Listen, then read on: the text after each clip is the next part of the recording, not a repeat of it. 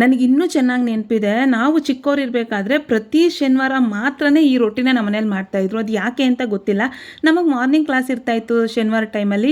ನಾವು ಸ್ಕೂಲಿಂದ morning class ಮುಗಿಸ್ಕೊಂಡು 11:45, 12 ಗಂಟೆಗೆ ಮನೆಗೆ ಬರೋಷ್ಟರಲ್ಲಿ ಈ ರೊಟ್ಟಿನ ಮಾಡಿ ಎತ್ತಿಟ್ಬಿಟ್ಟಿರೋರು. ನಮಗಂತೂ ಈ ರೊಟ್ಟಿ ತಿನ್ನಬೇಕು ಅಂದರೆ ಇದ್ರ ಮುಂದೆ ಒಬ್ಬಟ್ಟು ಕೊಟ್ಟರು ಬೇಡ ಅಂತ ಇದ್ವಿ. ಅಷ್ಟು ಚೆನ್ನಾಗಿರ್ತಾಯಿತ್ತು. ಹೆಂಚಿನ ಮೇಲೆ ಇದನ್ನ ತಟ್ಟಿ ಮಾಡ್ತಾಯಿದ್ರು. ತುಂಬಾ ರುಚಿಯಾಗಿರ್ತಾಯಿತ್ತು. ಒಲೆನಲ್ಲಿ ಸುಡ್ತಾಯಿದ್ರು. ಇದನ್ನು ಬುತ್ತಿ ರೊಟ್ಟಿ ಅಥವಾ ರವೆ ರೊಟ್ಟಿ ಅಂತ ಕರೀತಾರೆ. ಬುತ್ತಿ ರೊಟ್ಟಿ ಅಂತ ಏನಕ್ಕೆ ಹೇಳ್ತಾರೆ ಅಂದರೆ, ಅವಾಗೆಲ್ಲ ದನ ಮೇಯಿಸೋದಕ್ಕೆ, ಕುರಿ ಮೇಯಿಸೋದಕ್ಕೆ ಹೋಗ್ಬೇಕಾದ್ರೆ ಈ ರೊಟ್ಟಿನ ಮಾಡಿಕೊಂಡು ಬುತ್ತಿ ತೊಗೊಂಡು ಹೋಗ್ತಾಯಿದ್ರು ಊಟಕ್ಕೆ ಅಂತ.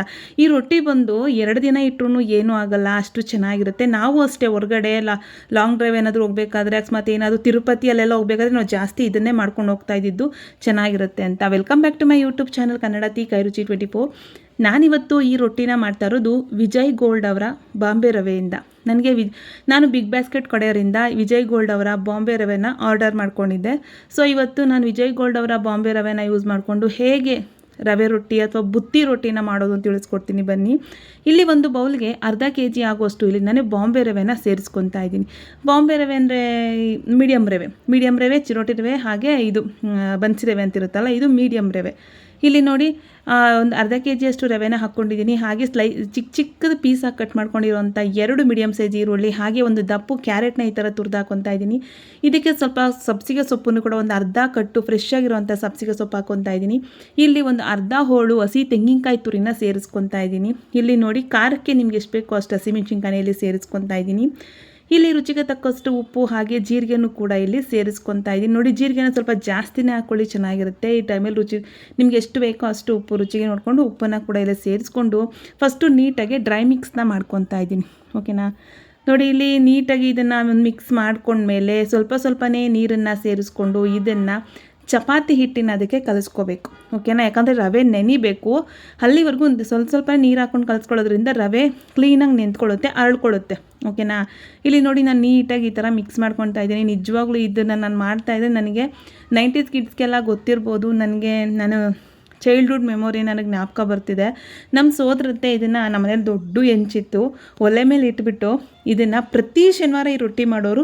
ರವೆ ಇಲ್ಲ ಅಂದರೆ ರಾಗಿನೂ ಉಪಯೋಗಿಸ್ಕೊಂಡು ಮಾಡೋರು. ಅದು ಕೂಡ ತುಂಬಾ ಚೆನ್ನಾಗಿರ್ತಾಯಿತ್ತು. ಅವಾಗೆಲ್ಲ ಪಲಾವು, ಚಿತ್ರಾನ್ನ ಅವು ಇವು ನಮಗೆಲ್ಲ ಕಮ್ಮಿನೇ. ಮಾಡಿದ್ರೆ ರೊಟ್ಟಿ ಒಂದೇ ಮಾಡ್ತಾಯಿದ್ದು, ಅದು ಶನಿವಾರ ಹೊತ್ತು ಮಾತ್ರನೇ. ಬಟ್ ಯಾಕೆ ಶನಿವಾರನೇ ಮಾಡ್ತಾಯಿದ್ರು ಅಂತ ನನಗೆ ಗೊತ್ತಿಲ್ಲ. ಮುಂದಿನ ವೀಡಿಯೋದಲ್ಲಿ ನಮ್ಮ ಅತ್ತೆನ ಕೇಳ್ಬಿಟ್ಟು, ನಮ್ಮ ಸೋದರತ್ತೆನ ಏನಕ್ಕೆ ಶನಿವಾರನೇ ರೊಟ್ಟಿ ಮಾಡ್ತಾಯಿದ್ದು ಅಂತ ಕೇಳಿಬಿಟ್ಟು ನಾನು ನಿಮಗೆ ಹೇಳ್ತೀನಿ. ಮಕ್ಕಳು ಕೂಡ ತರಕಾರಿನ ಮತ್ತು ಸೊಪ್ಪನ್ನೆಲ್ಲ ತಿನ್ನುವಂಥ ಸೊಪ್ಪಿನ ಸಾಂಬಾರು, ಸೊಪ್ಪಿನ ಪಲ್ಯ, ತರಕಾರಿ ಪಲ್ಯ ಮಾಡಿಕೊಟ್ರೆ ಮಕ್ಕಳು ತಿನ್ನಲ್ಲ. ಆದರೆ ಈ ಥರ ರೊಟ್ಟಿಗೆ ನಾವು ಸೊಪ್ಪು, ಸಬ್ಬಕ್ಕಿ ಸೊಪ್ಪು ಹಾಗೆ ಕ್ಯಾರೆಟ್ನೆಲ್ಲ ಹಾಕಿ ಮಾಡೋದ್ರಿಂದ ಹೆಲ್ದಿಯಾಗೂ ಇರುತ್ತೆ, ರುಚಿಯಾಗೂ ಇರುತ್ತೆ. ನಿಜವಾಗ್ಲೂ 2 ರೊಟ್ಟಿ ತಿನ್ನೋರು 5 ರೊಟ್ಟಿ ಅಂತೂ ಖಂಡಿತ ತಿಂತಾರೆ. ಅಷ್ಟು ಚೆನ್ನಾಗಿರುತ್ತೆ. ನೀವು ಒಂದು ಸಲ ಟ್ರೈ ಮಾಡಲೇಬೇಕು. ಇಲ್ಲಿ ನಾನೊಂದು ಎಣ್ಣೆ ಕವರ್ ಮೇಲೆ ನೋಡಿ ಈ ಥರ ತಟ್ಕೊತಾ ಇದ್ದೀನಿ. ಇದು ಹಿಟ್ಟನ್ನೆಲ್ಲ ಕಲಸಿ ಒಂದು ಅರ್ಧ ಗಂಟೆ ಇದನ್ನು ನಾನು ನೆನೆಯೋದಕ್ಕೆ ಇಟ್ಬಿಡ್ತೀನಿ. ಓಕೆನಾ?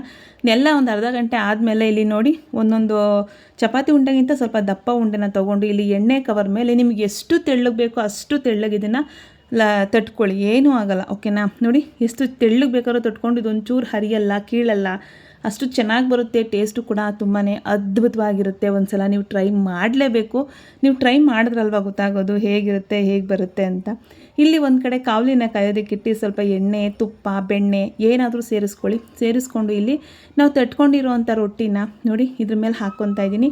ನೀವು ಎಣ್ಣೆ ಕವರು, ಬಟರ್ ಪೇಪರು ಯಾವುದ್ರ ಮೇಲೆ ಬೇಕಾದರೂ ಹಾಕ್ಕೋಬೋದು. ಓಕೆನಾ? ನಾನಿಲ್ಲಿ ಎಣ್ಣೆ ಕವರ್ ಇತ್ತು, ನಮ್ಮನೆ ಬಟರ್ ಪೇಪರ್ ಇರಲಿಲ್ಲ. ಸೊ ನಾನು ಎಣ್ಣೆ ಕವರಲ್ಲೇ ತೋರಿಸ್ತಾ ಇದ್ದೀನಿ. ಮಿಡಲ್ ಕ್ಲಾಸ್ ಫ್ಯಾಮಿಲಿಯೆಲ್ಲ ಬಟರ್ ಪೇಪರು ಅದು ಇದು ಅಂತೆಲ್ಲ ಆಗಿನ ಕಾಲದಲ್ಲೆಲ್ಲ ಹೀಗೆ ಮಾಡ್ತಾ ಇದ್ದಿದ್ದು. ಓಕೆನಾ? ಒಂದು ಎಣ್ಣೆ ಕವರು, ಪ್ಲಾಸ್ಟಿಕ್ ಕವರ್ ಇದೆ, ತಟ್ಟು ಹಾಕ್ತಾಯಿದ್ರು. ಇವಾಗೆಲ್ಲ ಕಾಯಿಲೆ ಬರುತ್ತೆ, ಅವಾಗೆಲ್ಲ ಏನು ಕಾಯಿಲೆನೂ ಬರ್ತಾರಿಲ್ಲ.